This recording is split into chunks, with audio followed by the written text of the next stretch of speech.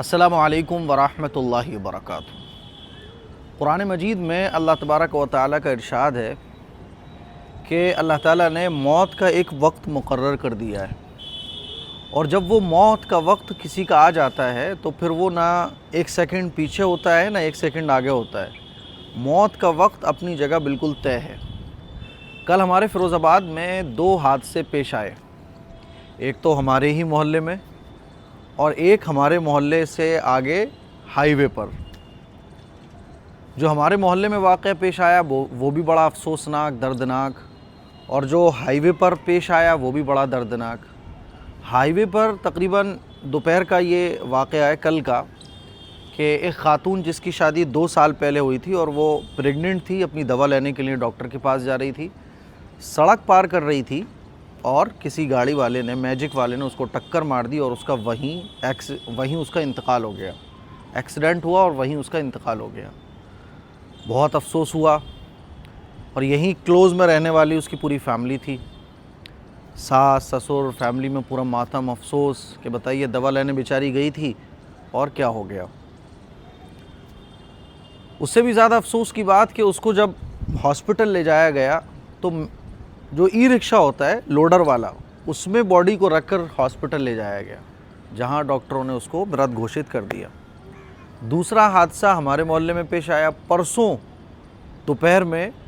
شمشاد نام تھا ان بھائی کا جو اللہ کو پیارے ہو گئے، 3 بچے تھے ان کے، اور ہماری جہاں مسجد ہے نا، اس مسجد کے برابر میں ہی ان کا مکان تھا۔ اپنے دوستوں کے ساتھ نہانے گئے ہوئے تھے، گئے تو کام پر تھے اصل میں، لیکن ہوتا ہے نا کہ دوستوں کے ساتھ وہ بس پلان بن گیا، چلو تھوڑا سا نہا لیتے ہیں۔ وہاں ایک نہر جا رہی ہے تو نہر کے برابر میں بمبا ہے، وہاں نہانے کے لیے لوگ چلے گئے۔ نہاتے نہاتے کچھ لوگ اور بھی آ گئے تو وہ اس نہر میں، بڑی والی جو نہر تھی، اس میں نہانے کے لیے کود گئے، اور بھی ساتھی ان کے کودے۔ بہاؤ تیز ہوا اور پھر اس بہاؤ میں جو ہے نا وہ آگے بڑھ گئے اور ڈوب گئے، کچھ پتہ نہیں چلا ان کا۔ رات کو کہیں جا کے جب ریسکیو ٹیم وغیرہ کو ڈالا گیا تو بہت دور، تقریباً 10-12 کلومیٹر آگے ان کی باڈی ملی، اور وہ بھی اللہ کو پیارے ہو گئے۔ 3 بچے تھے ان کے، ہمارے ہی مسجد کے برابر میں رہتے تھے۔ اب سب سے پہلے تو ہم ایصال ثواب کرتے ہیں، 3 مرتبہ سورہ اخلاص پڑھ کے آپ لوگ ویڈیو کے بعد، دیکھنے کے بعد 3 مرتبہ سورہ اخلاص پڑھ کر ایصال ثواب کریں کہ اللہ تعالیٰ مرحومین کو اس کا ثواب پہنچائے اور ان کے گھر والوں کو صبر جمیل عطا فرمائے۔ اور ایک بڑی اہم اور ضروری بات جو ان دونوں واقعات کو سنا کر میں آپ لوگوں سے رزلٹ کے طور پر کہنا چاہتا ہوں، وہ یہ کہ دیکھیے، جب آپ ایسے حادثوں پر فیملی ممبر سے ملنے جائیں اور مرحوم کے گھر پر جائیں تو تسلی والی باتیں کریں۔ دیکھنے میں کیا آتا ہے کہ لوگ جب گھروں پر جاتے ہیں، ارے اچھا دوستوں نے بچایا نہیں، اچھا وہ اکیلے چلے گئے، ارے پتہ رکھنا چاہیے، اکیلے نہیں بھیجنا چاہیے تھا، ارے کسی کو ساتھ بھیجنا چاہیے تھا، طرح طرح کی باتیں ہوتی ہیں۔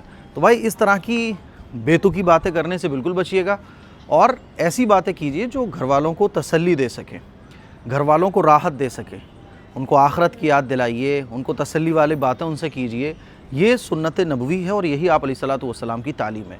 یہ میں دونوں واقعات کو سنا کر رزلٹ کے طور پہ آپ کو یہ بات کہنا چاہوں گا۔ کل ملا کر یہ ہے کہ ہم ایصال ثواب کریں، اور بھائی اپنی احتیاط پوری رکھیں۔ اگر تیرنا نہیں آتا تو نہ نہانے جائیں، ہے نا، سڑک وغیرہ دیکھ کر پار کریں، اور جب گھر سے نکلیں تو دعائیں پڑھ کے نکلیں، اور اللہ سے حادثوں سے بچنے کی دعا ضرور مانگیں، ٹھیک ہے؟